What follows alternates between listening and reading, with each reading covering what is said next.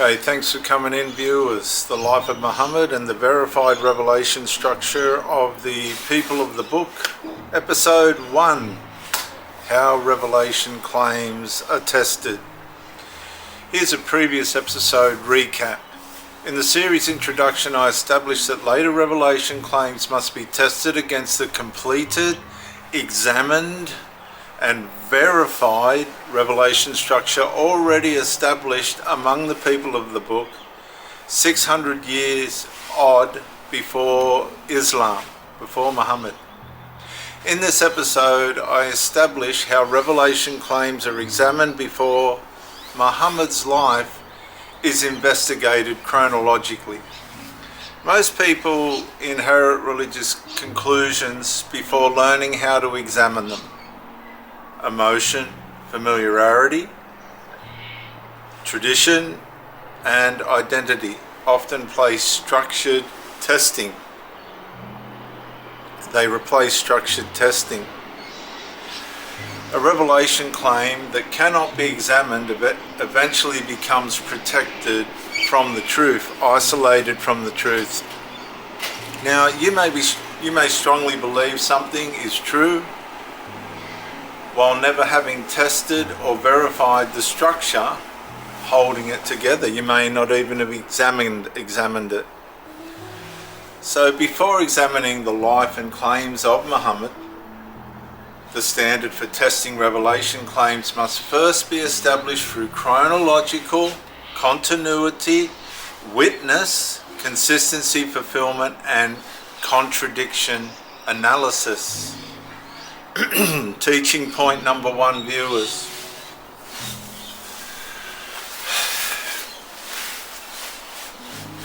People naturally protect beliefs that give identity, certainty, or belonging. Once emotional attachment forms, examination can begin feeling dangerous instead of necessary. This is why many revelation claims are inherited emotionally long before they are tested structurally. Now you can look at Proverbs 18:3, Acts 17:11, 1 Thessalonians 5:21, and to look at Islamic references, Qur'an 17:36 and 39:18. Pause the video when I read the scriptures so you can write them down. You inherit beliefs before testing them. You assume, accept, attach.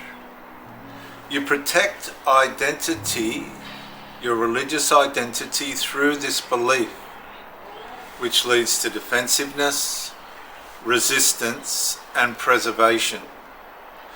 You avoid contradiction because it threatens your stability, which leads to avoidance, fear, and suppression of examination that might lead to verification of religious reality.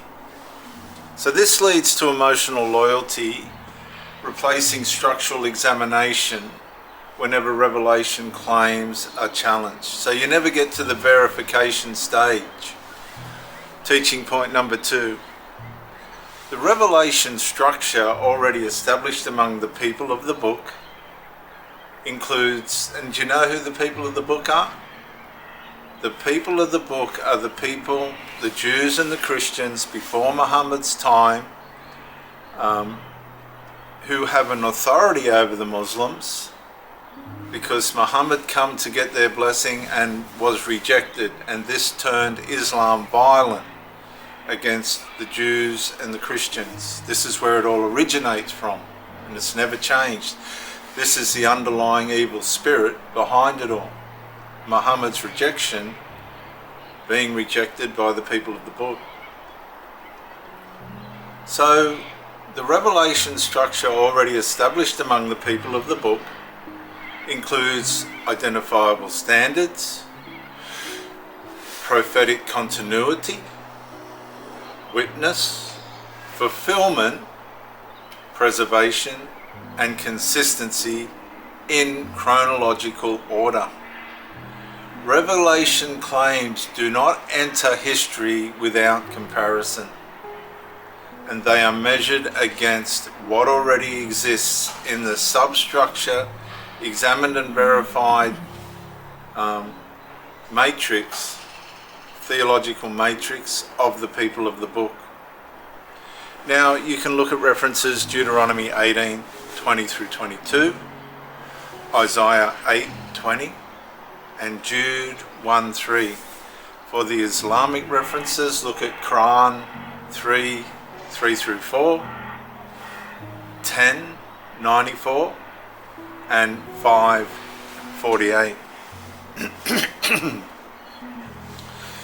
You see Revelation entering history through sequence, continuity, and structure.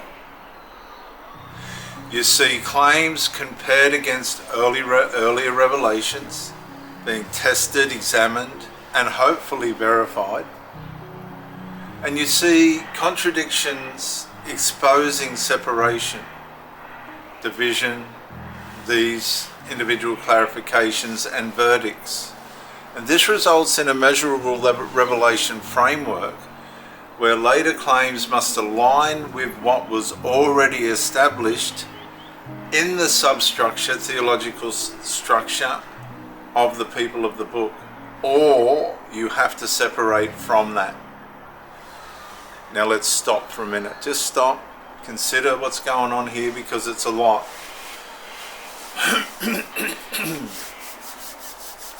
I'll just show you the view quickly of where I live. On the New South Wales Central Coast, Australia, those mountains are called Somersby Carryong, which lead to Sydney, which is an hour south from here. Beautiful. Okay, let's continue, viewers. A little bit of a break there. Teaching point number 3. Once a person learns how theological revelation claims are tested, belief can no longer rest just on sincerity or faithfulness or loyalty to culture or repetition alone. The listener begins asking questions. Who witnessed this? What existed before it? Does it align? Does it overturn? Does it remain consistent? Now, I want you to look at some references and pause the video to write them down if you have to. 1 John 4:1, 2 Timothy 3:16 through 17, Revelation 2:18 through 19, and for the Islamic references, Qur'an 2:111, and Sahih Muslim 23:61. You ask what existed before the claims: chronology, context, foundation, transcripts. You examine whether the claims align. You do a comparison, you discern, you analyze. And you identify whether contradiction exists. So you separate, clarify, and make a concise, integral judgment. And so let's look at a pattern clarifier here. Let's try and clarify a pattern. A revelation claim is not validated by sincerity or religious culture alone. It must survive examination against the revelation structure established among the people of the book, the Jews and the Christians. So let's look in the mirror. You may fear examination not because truth is weak, but because contradiction may force you to make a conclusion contrary to your personal, theological, religious, structural beliefs. Incompatible revelation claims eventually separate themselves when tested against the completed examined, and verified revelation structure already established among the people of the book. So let's have a discernment moment. Does this revelation claim align, your revelation claim align with what was already established? Or does it overturn it? Because if a later claim contradicts the established revelation structure of the people of the book, while appealing to it for legitimacy, examination becomes necessary. Here's a scenario. You hear someone say all religions basically teach the same thing. The psychological layer of this is you feel relief because examination seems unnecessary. Spiritually, you avoid testing contradiction because unity feels safer than separation. And the physical layer of this is you stop comparing claims chronologically and structurally and settle for what is general instead of specific. So let's reflect.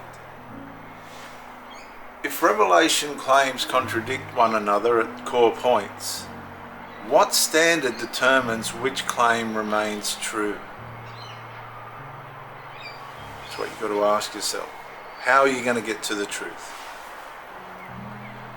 So let's look at some resistance that you could be up against. Are you avoiding examination because it may destabilize your inherited beliefs? Do you confuse sincerity with truth? Are you emotionally protecting conclusions you have never tested?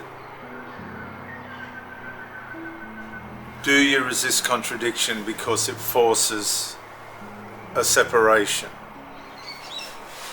Well, let's do a root cause check. Have you become taught what to believe without learning how to examine? Do you rely on familiarity more than personal examination and verification? Is your framework built on inherited trust instead of tested continuity? Do you fear where examination may lead? Well, let me ask you a question. If compatible revelation claims overturn one another's foundations, how can both remain fully aligned? Let's take some immediate action. I want you to read, and pause the video if necessary, Deuteronomy 18:20-22, Acts 17:11, Qur'an 10:94, 1 Thessalonians 5:21, and write one sentence. What standard should determine whether a revelation claim is true? And do this particularly when your mind starts going, when you hear just believe. Okay? So as we come to a close, I'm Dr. J.W. Ayoub here on Pro Theologist channel. I would ask you to like and subscribe just to encourage me. Comment to educate me, please.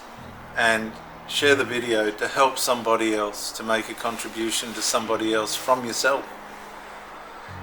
A proverb: better is the person who tests a revelation claim before accepting it than the one who inherits contradiction and calls it truth. In closing, viewers, if revelation claims are never examined, contradiction survives unchallenged and confusion becomes protected by emotion, tradition, and familiarity. This results in inherited belief without verified alignment. And unless revelation claims are tested against the completed, examined, and verified revelation structure already established among the people of the book. In episode 2, viewers, the revelation structure before Muhammad, the law, the prophets, the writings, gospel witness and apostolic testimony already established among the people of the book are examined before Muhammad appears chronologically. I'll see you in episode 2, the revelation structure before Muhammad.